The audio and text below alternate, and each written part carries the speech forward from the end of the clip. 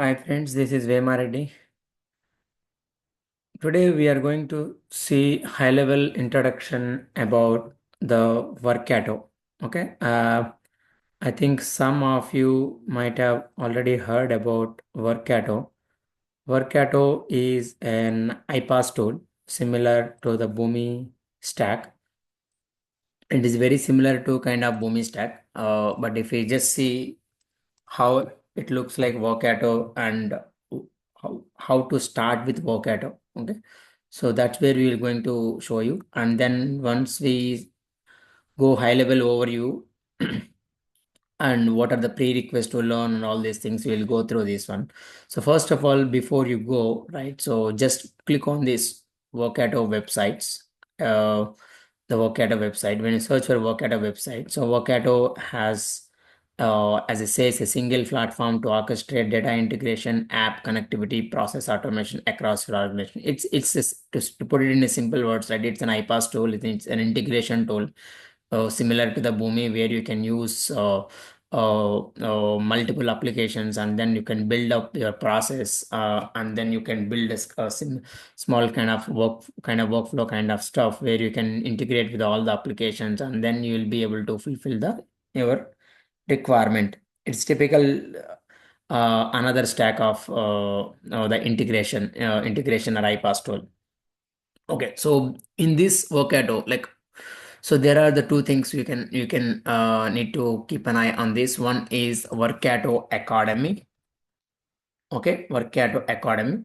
If you want to start with this Workato, right? So basically, Workato Academy is the one. It's kind of similar if you are come from the Boomi background, right? It's kind of LMS kind of portal, similar kind of Boomi training and all. So here you can register the courses, and you will get some set of the courses will be available, and the courses are designed pretty good courses. The courses are designed based on the role basis, and then some set of training libraries also is given, and then a lot of these things will be keep updating it.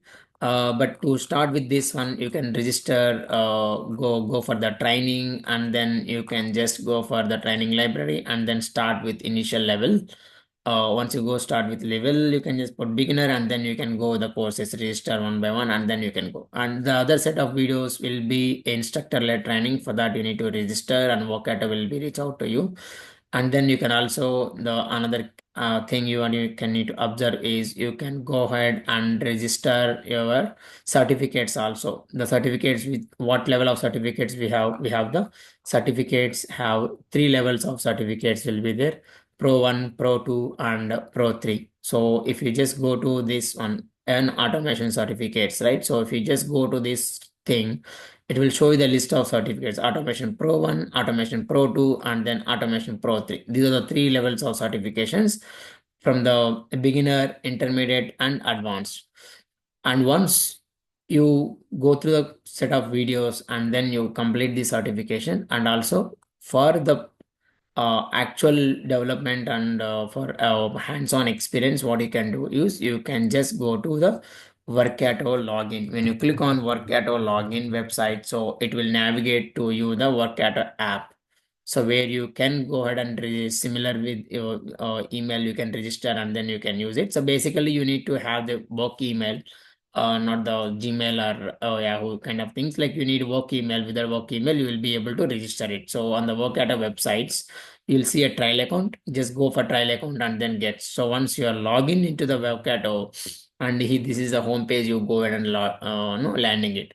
So in this Workato, what kind of this? Workato is completely iPaaS. iPaaS in the sense integration platform as a cloud. As it says, it is sitting in the cloud, and it is accessible through the websites. Same as a Boomi, it's accessible through website. You don't need to install anything. But in case if you want to integrate any of the,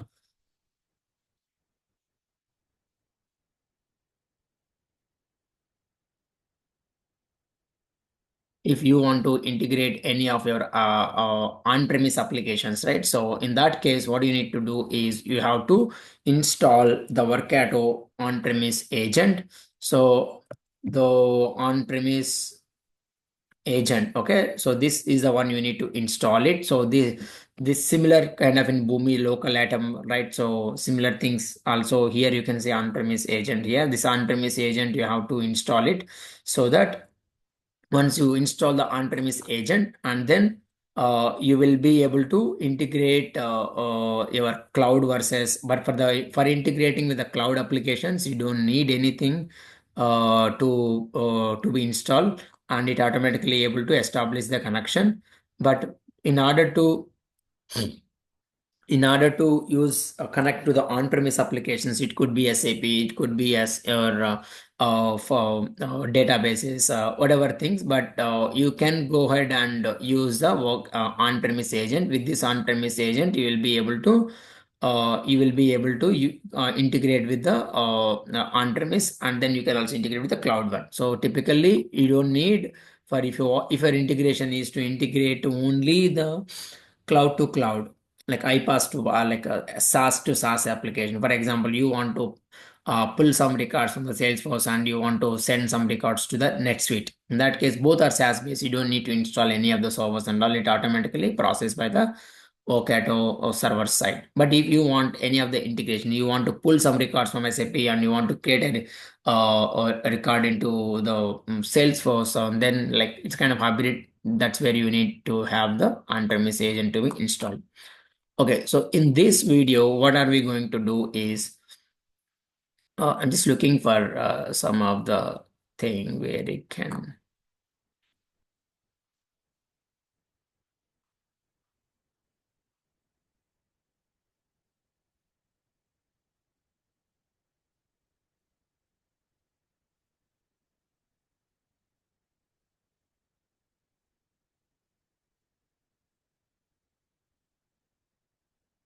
So on-premise agent, right? So basically, this on-premise agent is a kind of an executable file that will be installed on your machine. And then once it is installed and it is up and running, then you will be able to you will be able to connect to the on-premise. So for that, right? So typically, what exactly this thing will do is, this is your Workato environment. Is the exactly image I wanted to have, a conceptual diagram I wanted to have. So these are the things, your customer network. And if you want to access any of the on-premise applications, right? So which are sitting on behind the firewall, then you need to have the on-premise agent need to be installed within the customer network. So this on-premise agent will establish a connectivity to the Workato on-premise gateway, and then it will able to establish the communication. From there, you can be able to create your connection. So first, let's see what are the things you typically need to do is, so if you just go to this PPT, I have given the step-by-step instructions like it has, but I will also quickly go through. So you want to install an on-premise agent installation. Why I need to install? Because I wanted to go with explore the file, how to use the files and how to use the database, all these things for the on-premise things. So first thing is you have to go to the, after you log in, you have to go to the tools, and then you have to go to the on-premise groups. First you need to create a one group. So this group is basically a list of the agents. So if you have only one agent, it will, if that you will not be able to achieve the high availability. If you have more than one agent, you can achieve the high availability. If one agent goes down, other agent will be up and running, and also load balancing also will be achieved. So that's where all these agents will be part of one group. That's where you can create. So I just created a group as a OPA underscore group. And once you create a group, right, once you, if you are already have a group already, it prompt you to create the new group. So once you are go for the new group, so then you need to once you select the group, you need to choose the environment of the OS environment, OS related to your operating system. And for my case, I selected the Windows, and then I click on installer. You just click on this download installer, and then by default this is the folder where it goes and install. And after that, come back to the next, click on next step. Once you click on next step, it come back to the activation code will be generated. So this activation code, you need to keep it in a place, like we will be going to use this activation code as part of the installation. The file which was downloaded, the run, just try to run that installation. And once your installation come to this part, right, so this is where you can see default program. It just asks you to put some agent name. I given as a demo 2 here. Okay, that's why it automatically appends Workato agent. It prefix the Workato agent. You just need to give if you enter demo 2. So then it will be installed here, and then this is the last step of the installation. It asks you to enter the activation code. That's where you put activation code, which was copied from the Workato platform. So this is once you click on next, it is installed, and then you can see this welcome page will be automatically opened because this checkbox already selected. And at the moment they click on finish, and it will open the Workato homepage, welcome homepage. And you can see that by default, the Workato in the Windows, the Workato agent is registered as Windows services, but by default it won't be started. So just go to the services.msc and then start that application. But before I start, I try to click on the test agent. Then what it will do, it will fail the connection because it's not running. So then what I did, I went to services.msc and then I started this one too. It will be initially start. Just click on the start, then it changes the stop or restart. The moment once you, because this is the one says like with agent name, the agent which was installed in my laptop was agent name is demo. So Workato on-premise agent demo will be there.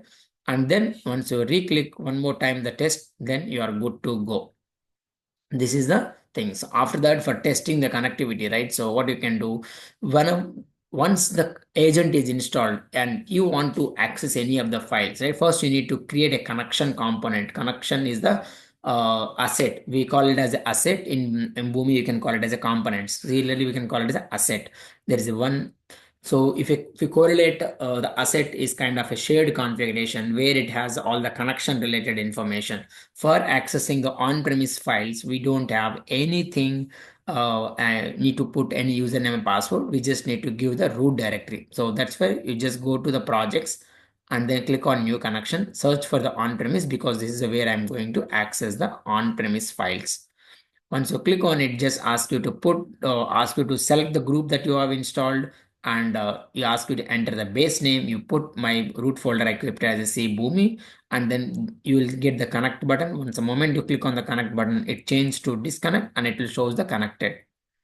So that is the things how to install and how to uh, set up the connection. So the moment once you go here, right? So if you go to here, just go to projects here, and you can see that assets, all these things are assets. So you can create, you want to reorganize, you can reorganize it with a folder. So you can create a folder, and then you can also create the project also here. Okay, so now I go here and I just created a connection here. So I think somewhere the connection, so you can just click on the connection, it will show you the which connections are there. You can see Boomi base folder connections there, that is there inside the example folders here. So when you see this folder connection, right, what exactly it is saying, it is has C Boomi is a folder, and then what I wanted to do, this is a base folder. Okay. So now, for example, I have created a process. Okay. I want to download. Okay. I want to read a file. Okay. I want to read a file. If I want to read a file, right? So what I need to do, I'll just copy this one to make it not.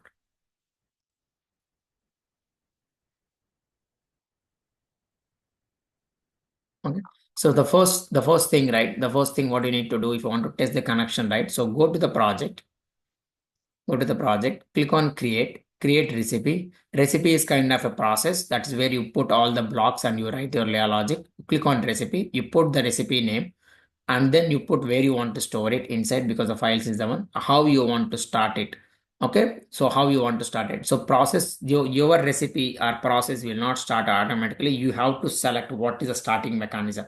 So here I don't have anything. I wanted to pick the schedule. If you are using any applications, right, so from source application, for example, the moment the event get created on your application, you want to start it. For example, any new customer gets created or updated in a Salesforce, you want to pick that event and then start your integration. That's where you put the trigger from app. So you need some kind of trigger that helps you to initiate your execution. So that's where I put it as schedule.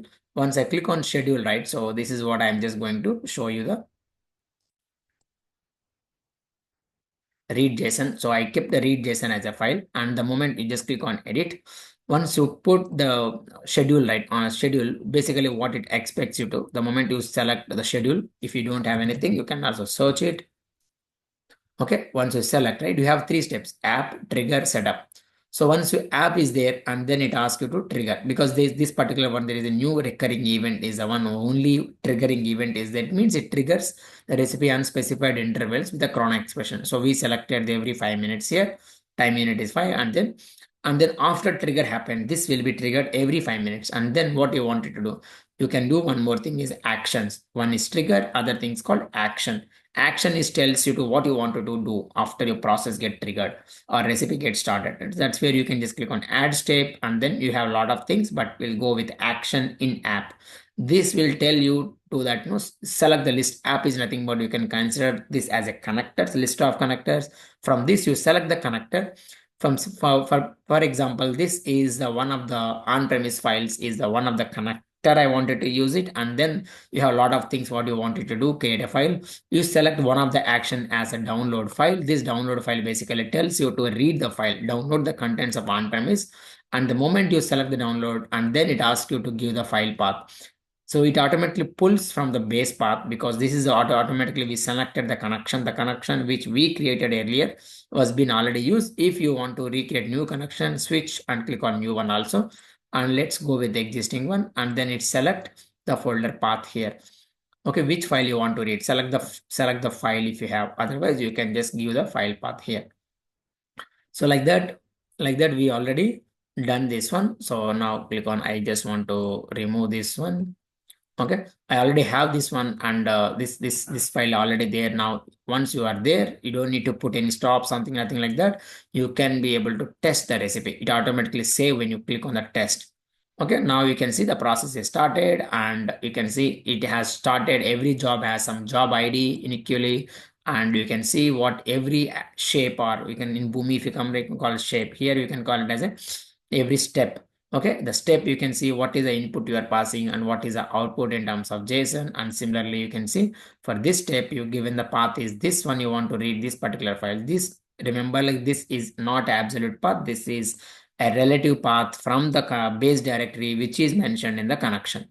So this is the one it just going to refer. But you see file content, it not shows anything. You want to see the file content. Basically, you have to put the logger here to see whether the logs.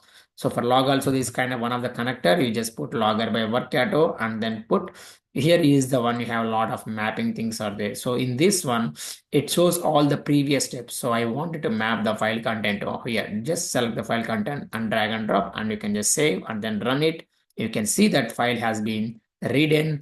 But sometimes when you see the previous testing window opens, right, it won't refresh. Sometimes you see the test completed, click on view button, click on that. Otherwise, you can just see this one. You can see this is the file content which is available inside my file. Okay, so we'll see more videos over a period of time to go through this Workato things. Okay, that's all I think I wanted to discuss today. If you have anything, please put a comment. Thank you.